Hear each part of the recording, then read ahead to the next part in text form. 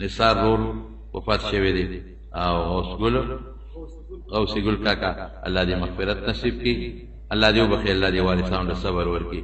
او د ملکانو د کندي د شیخ احمد رور نذیر احمد وفات شو، الله دې مغفرت نصیب کړي، الله دې وارثانو ته صبر ورکړي. او دا زمونږه د فضل حق دلته کې زمونږ په دې اچین کې زمونږ یو دوست دی، هغه تره وفات شوی فضل حق صاحب په اچین بنګلې سره اوسېږي، الله دې مغفرت نصیب کړي، الله دې وارثانو ته صبر ورکړي. او دا زمونږ په دې مطمئن خیل و کندي کې وارث خان قاری صاحب غریب بیمار دی، د لاندې سیزو جماعت کې امام هم دی، زمونږ شاګرد دی، عالم دی، مدرس دی، فالج والے دی. لږ د زړه د اخلاص نه دعا ورته وکړئ چې خدای پاک والا روغ صحت ورکړي، الله والا شفا ورکړي او الله والا روغ صحت ورکړي.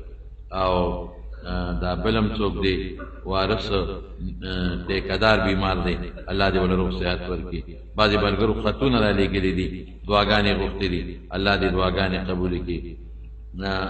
کم یو عمل دی چې کوډ جادو پې عمل نه کوي، بس دا دی چې دا څلور صورتونه چار قل دا وایا، څلور صورتونه سار او ماښام آیت کرسي ورسره ملګري په ځان ته موا، کوډ جادو به در باندې عمل نه کوي. بل زمونږ په دې دغه کې په کارخانو مارکیټ کې یو ملګری دی حمید الله، هغه م وختي ټلیفون کړو، هغه ته څه پریشاني د دعا ورته وکړې، او د هغه څه ملګري هم دي دعا، هغوی ته هم څه پریشاني دي چې الله والا پریشانۍ په خوشحالو بدلې کړي.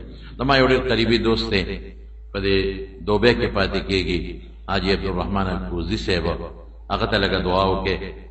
ما اورېدلي دي، خیر را پوره تحقیق خو نه دی شوی، پرونه د چا ټلیفون وکړې لږ بیمار شوی دی، نو دعا ورته وکړې چې الله والا روغ صحت ورکړي، الله والا شفا ورکړي، الله تعالی د مرضونو او د آفتونو فتنو نه په امن کې وساتي.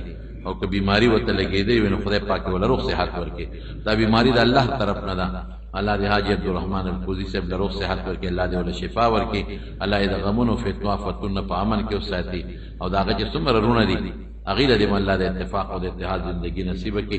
د بعضې رونو او د بعضې نارینه اولاد نشته، الله دې ورله نارینه اولاد ور نصیب کړي، او الله دې ولې شفا ورکړي برحمتک یا ارحم الراحمین.